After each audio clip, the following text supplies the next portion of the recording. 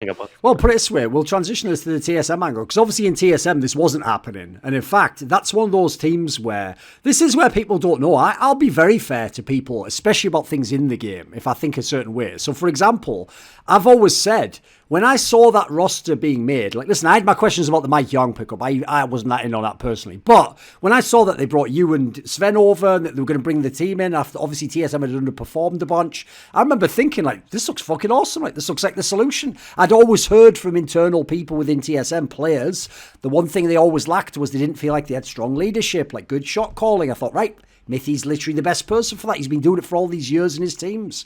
So can you give us some sense? What didn't work? Like, it didn't look like Mithy from Europe ever properly arrived in TSM. Well, I think I was on a decline because I was not very aware that I was on a decline. Like, I wasn't aware that I was actually failing mechanically because we were winning not because of how well I was performing. We were winning because we were a good team. So I was focusing on being a good team and then just letting my mechanics, carry me to whatever strengths and weaknesses they take me, So that was one thing that kind of like showcased itself there. And then the other thing is, like I feel like I took for granted how good my junglers were in Amazing and Trick.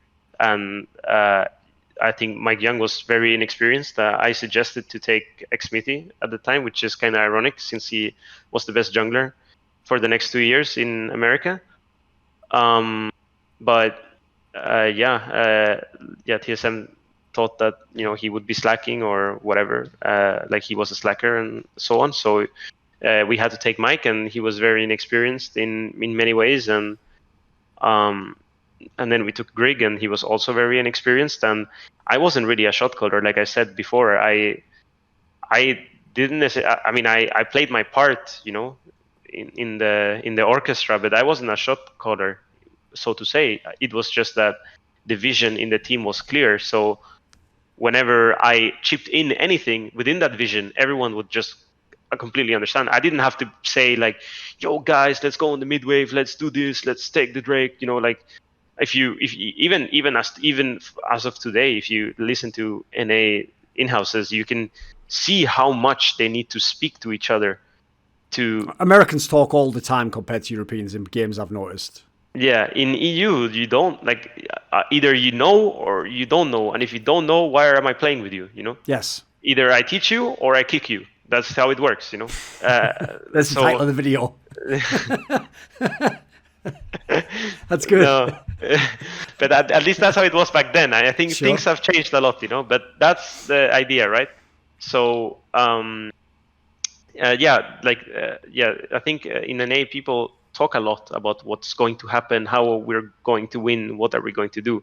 And in EU, there's a vision, there's a conversation, many conversations that are had before the game, within different other people's games, and conclusions that are being arrived to. And then, once you're in the game, all these things just click because you are a moving organism, right? So yeah, it just makes sense. And so I played my part in the orchestra, but I didn't really micro anyone. And then I tried to help Mike, not just in game, because I wasn't. He had problems just being a pro jungler, basically, right? I heard he was like really good in solo queue, but like in terms of the pro game, he didn't really get the concepts. Yes, exactly. And then I tried to. I was very unsatisfied with his decisions in game, and I tried to help him in game, and that also made me, on top of already having issues, made me even be worse, or not be able to learn other things because I had to always fall back to my core, which was Braum, Thresh, Tahm Kench. That's it. So it just made me fall back into that space because I didn't really feel comfortable with how we were playing as a team. And I think the process, I was very also not aware of how I should approach it to teach everyone within the time given to me, and at the same time deal with the new found hate, and it was just a very hard experience. Right.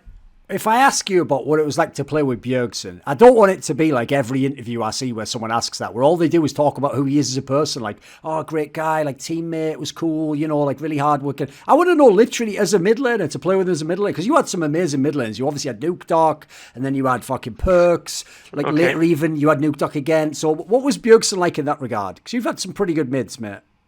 Yeah, I've been blessed. He was a very good professional. I want to talk to him about as a player, right? But this is I think player as you know, it's a two side thing. It's not just in game.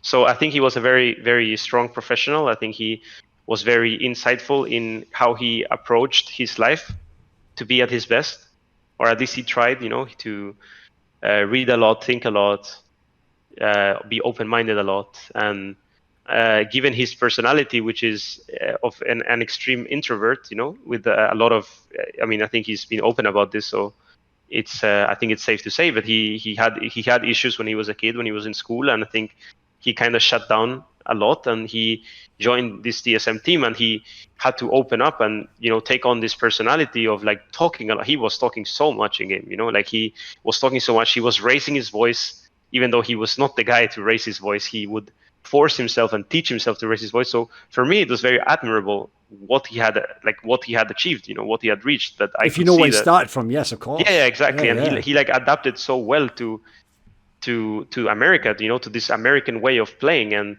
how he had to, like, you know, change his voice tone, be very insightful and very detailed on what he wanted to do, you know, be so professional in receiving and taking feedback. And I don't know, it just felt like he had matured so much so fast, because I saw him in my Lemon Dog times, you know, and I was Sure. like, shit, man, like, oh my God.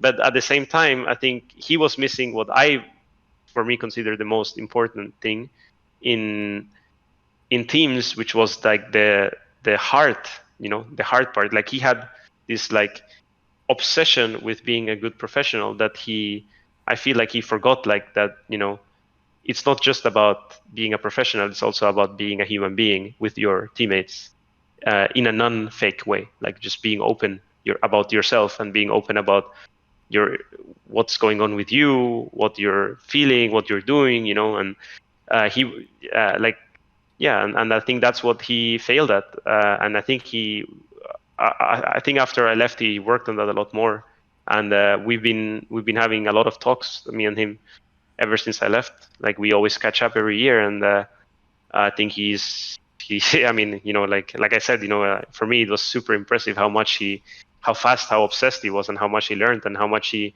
was able to mold his own personality. It was super impressive, and I think that's what this is, just personality wise, right? But Yes. then Yes. but I think this is what makes you a good player. If you're able to mold yourself so much outside of the game, and you're able to see things so, you know, to change things like that, that means that in game you're just doing the same thing, right? It's a game after all, you know. It's all you have to do is you analyze, you know, you see, you learn, you study, you practice, you adapt, and then you become the best, right? And I think that's what made him the best, is that he managed to do all of these things, and that's why he was so good.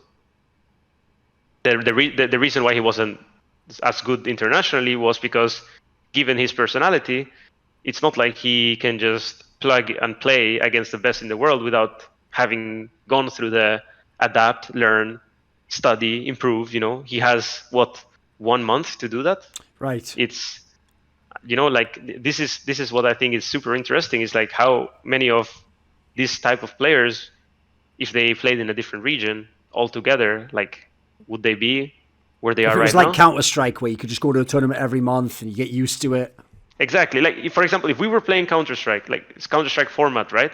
I think Bjergsen would be a lot better than he is, right, or he was, or whatever, Yes. because he would, you know, he would take in information, take a break, take information, take a break, and he would be at the very top. That's what I Yeah. think. Okay, that's good. Right, what about this? When that team didn't work out and you came back to Europe, I think I even asked you maybe this on a talk show. Like, didn't you just think about just straight up retiring, just like say fuck that after the TSM time? Were you always going to come back to Origin? Was it always going to? Did you always have to still prove something? Yeah, I couldn't retire. It's impossible. I had to prove something to myself.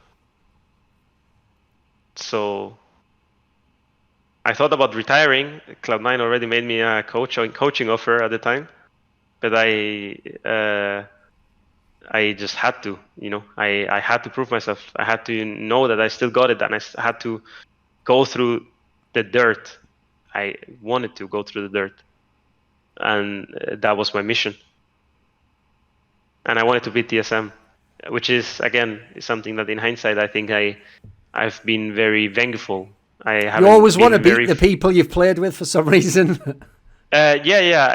I mean, I know it's part of competition, right? And that's who I am, and that's how I've been raised to be. But I think forgiveness is actually a much stronger and much harder thing to do, and I think it creates, it's more fruitful. So that sounds great, but are you good at it? Like I would say the same thing, but I'm terrible at it. Exactly. Yeah, of course. Yeah, but that's in hindsight, right? So, okay. Maybe next time I'm able to do that. So.